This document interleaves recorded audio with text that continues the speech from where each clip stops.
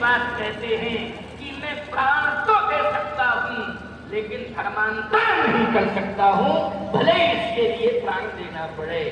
इसलिए मैं कहना चाहता हूँ ये हमारा हिंदू सनातन धर्म, इसकी जड़ें बहुत गहरी हैं।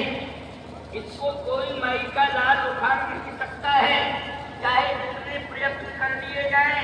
मैं एक ही बात कहता हूँ, आपने वो इतिहास पढ़ा होगा जिस समय औरंगजेब के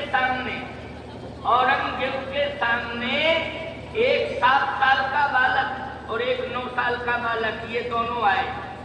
एक का नाम है जोरावर सिंह और दूसरे का नाम है फतेह सिंह। बहुत ध्यान से सुनना, मैं ये बात इसलिए कह रहा हूं कि हमारे रोम रोम में सनातन व्याप्त है, हमारे रोम रोम में सनातन धर्म बसा हुआ है।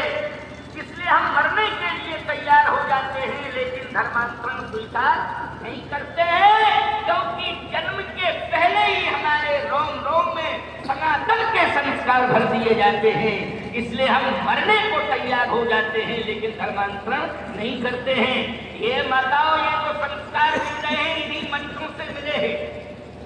आज तुम्हारे उदर में पलने वाली संतान, तुम बैठ करके कथा सुन रही हो। आज तुम्हारे उदर में बैठी हुई संतान, बोलो कथा सुन रही है कि नहीं?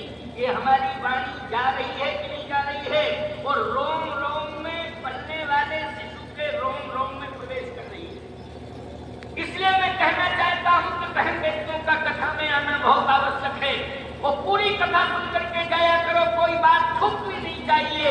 जरा से असावधानी हो जाएगी तो अभिमन्यु की तरह धोखा हो जाएगा। बोलो हो जाएगा कि नहीं हो जाएगा? कथा सुनने में थोड़ी सी भूल कर बैठी सो गई थी। अभिमन्यु की मां ईमानदारी के साथ बताओ, चक्रव्यूह में प्रवेश तो कर गया अभिमन्यु, लेकिन निकल नहीं पाया, क्योंकि जिस समय निकलने वाली कथा अर्जुन सुना रहे थे उस समय सावधानी नहीं रही, नींद आ गई। नींद आ गई तो अभिमन्यु जैसा हालत चला गया। इसलिए भूल नहीं करना है। एक एक शब्द तुम्हारी संतान के रोम रोम में प्रवेश कर रहा है। एक एक शब्द जो है हमारा वायुमंडल में गूंज रहा है। मैं 7 साल के बेटे की बात कर रहा हूँ। एक 7 वर्ष का बालक है, सनातन में पैदा हुआ है। एक 9 वर्ष का बालक है, सनातन संस्कृति में पैदा हुआ है। उसके रोम रोम में संस्कार है। औरंगजेब की तलवार है, औरंगजेब की तलवार है। ये आवाज हमारी बांग्लादेश तक जा रही है, ये आवाज हमारी पाकिस्तान तक जा रही है, क्योंकि सोशल मीडिया के माध्यम से हमारी आवाज निश्चित रूप से वहां तक पहुंच रही है।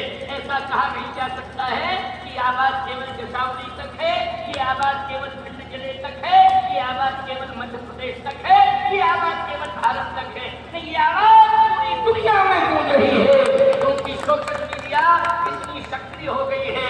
इस सोशल मीडिया के माध्यम से ये हमारे साथ में बच्चे चलते हैं ना, मोबाइल में बनाते रहते हैं और ये वीडियो वायरल होता रहता है कि नहीं?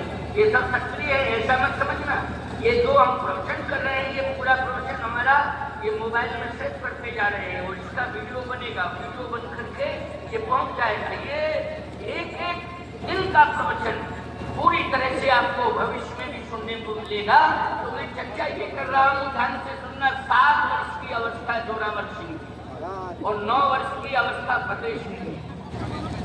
जानते हो इनके पिता किसकी संतान है? गुरु गोविंद सिंह की संतान। किसकी? गुरु गोविंद सिंह की संतान। ये 2 बालक गुरु गोविंद सिंह के हैं, 7 वर्ष का और 9 वर्ष का। जिस समय औरंगजेब ने तलवार निकाली और कहा जिंदगी चाहते हो कि मौत चाहते हो? मौन है दोनों बच्चे। औरंगजेब ने कहा मैं स्पष्टीकरण दिए देता हूं, अगर तुम चोटी कटा लो तो हम तुम्हें सजाएं माफ कर दें, और अगर तुम चोटी नहीं कटाओगे, चोटी कटाने का मतलब है धर्मांतरण।